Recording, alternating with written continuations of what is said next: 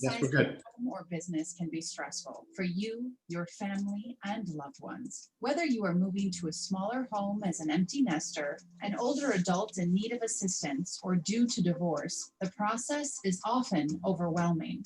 Caring Transitions is a comprehensive service providing professional assistance before, during, and after the move.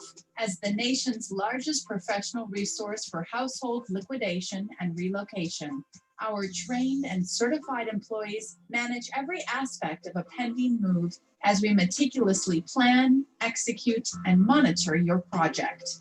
We help families and businesses to close an estate, downsize to a smaller space, or simply reduce years of clutter. Our role is to remove the labor, stress, and anxiety from your shoulders. Our menu of cutting-edge relocation management services helps target your budget and keeps your project moving efficiently from start to finish with free in-home electronic estimates, organizing, sorting, and 3D space planning. Additionally, we offer packing and unpacking services with cost containment by the dispersal of your household goods through state-of-the-art online estate sale auctions, donation of your personal property, and junk removal. Sure, moving to a smaller space can be challenging, but it doesn't have to be. Stop downsizing and start right-sizing with Caring Transitions today. Call or email to receive a free consultation from an office near you. Okay. Get rid of this and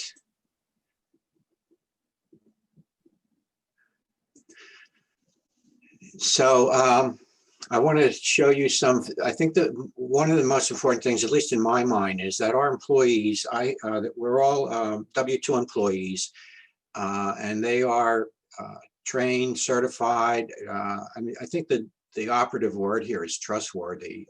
This is a great team of people who, you know, I take great pride in. So that's sort of what the team is about.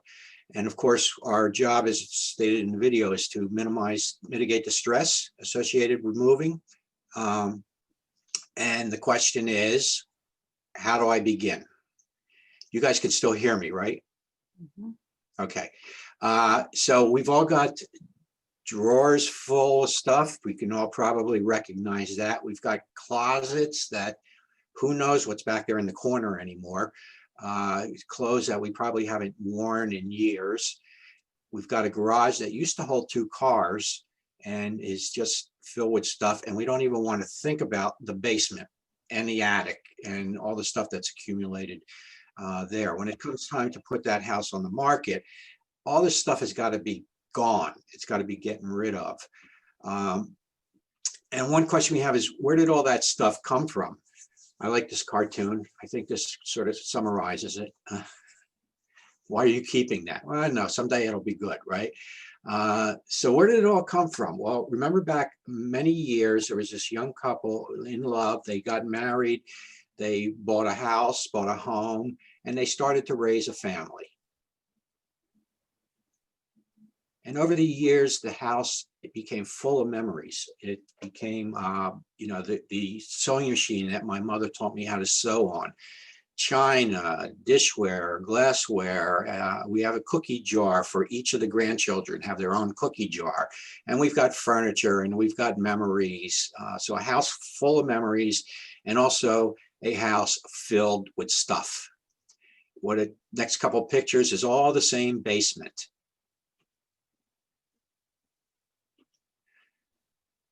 So we are going to sort through all of that stuff. We're going to organize it. We're going to put aside what are the things that we might be able to sell, what do we donate, and really what needs to be thrown out. And we want to make sure that we avoid, we want to make sure we what to keep, what to sell, and what to donate, that we avoid this situation, which is what most people, left to their own accord, this is what happens. I end up keeping most of it and tossing out.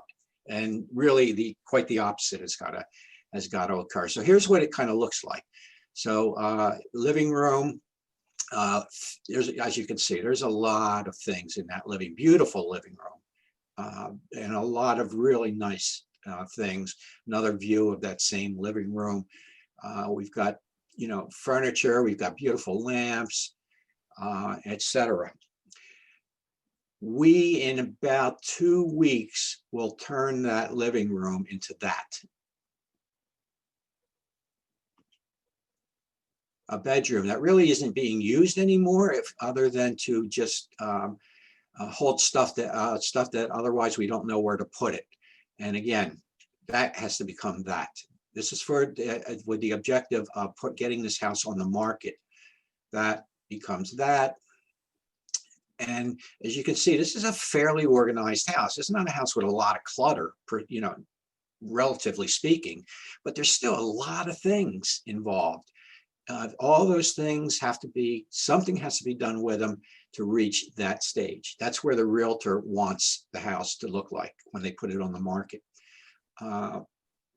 Here's mom's room, which is a basement, not a basement, but a first floor room for access. And that turned into that. And as again, you can see there's hundreds of things in that room. Basement to there. And that's where that's what we end up with. That's what the realtor wants to see. So that's what carrying transitions is sort of all about. Now, we talked about where do I start? Then the next question is, when do I start? My house isn't going on the market anytime, maybe in a couple of years. So when do I really start this process? And the answer is now. Start small, start slow, start with a room. Maybe it's that bedroom that's not being used anymore other than to collect boxes. Start with that room. And your objective is, I'm going to get this room cleaned out. So there's going to be nothing in it other than the bed, basically, and maybe the furniture, the bedroom furniture.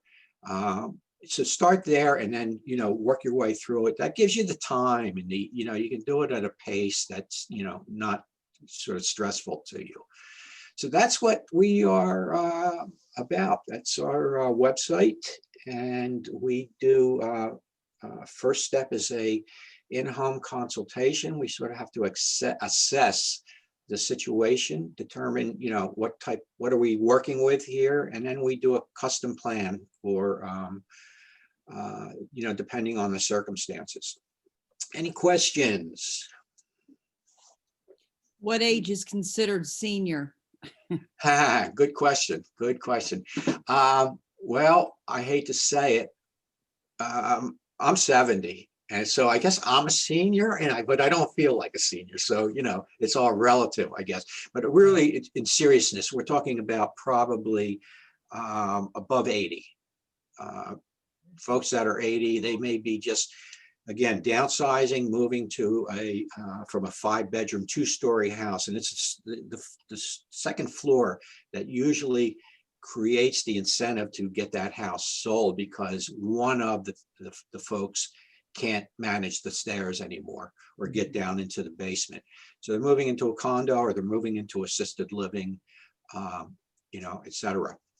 But again, the services really apply to anybody, but we specialize in that senior move, which is an extremely, maybe some of you have been through the process with a family member, but it is an extremely stressful time in a senior's life. And how do you decide what to get rid of or sell, and where do you sell it? How do you decide is a great question, and it's going to, it's a tough question, because the homeowner and oftentimes the children, the homeowner is actually deceased, and the children who have grown up in that house, they're very emotional. They want to keep everything.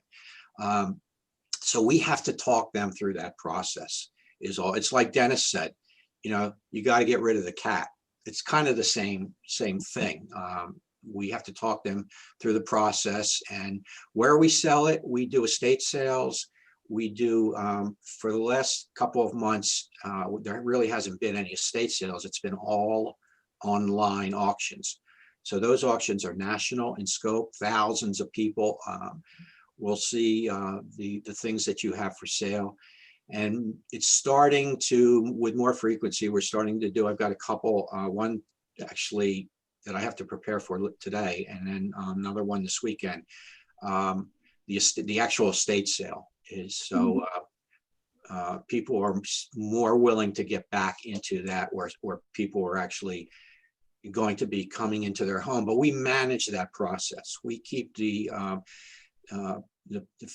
keep it down to one person per room. That's our sort of our rule, minimum of 6 people in the house. And we have staff, we're in the house, just keeping an eye on things. So we manage the entire process.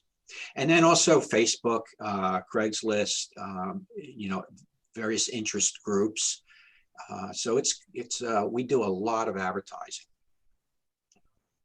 George, how do you price it? Like, what is the range that, like, is Okay. there a minimum? Like, how does that work? Right. Depends on this. Each service has a different range. The easiest one to explain is a sale, where we work on a commission basis. Most of my competition works on a 35 to 50% commission. We're fortunate we can work on a 20% commission. So that's how we work a sale. So the client gets 80% of the proceeds, we get 20. With a clean out, it's just a matter of, I've got software that is really the most amazing software I've seen, because it helps me with great accuracy. Tells me how much time I'm going to spend, depending on the density of the rooms and the size of the rooms. How much time am I going to spend cleaning out each room of the house? And then we have an hourly rate. It's $65 an hour per man hour, and we take it from there. So typically you're going to spend about $1,800 to have the house cleaned out. But again, the money is in the house. The objective there is to get that house on the market as fast as possible and ready to show. Okay. And do you have to be a senior for this? No, it applies. You could be doing a corporate relocation. You could be your job, you're moving to wherever. We have offices across the country. And the same sort of things apply. You've got to get, again, it pretty much comes down to, I've got to get that house emptied so that my realtor can show it and sell it.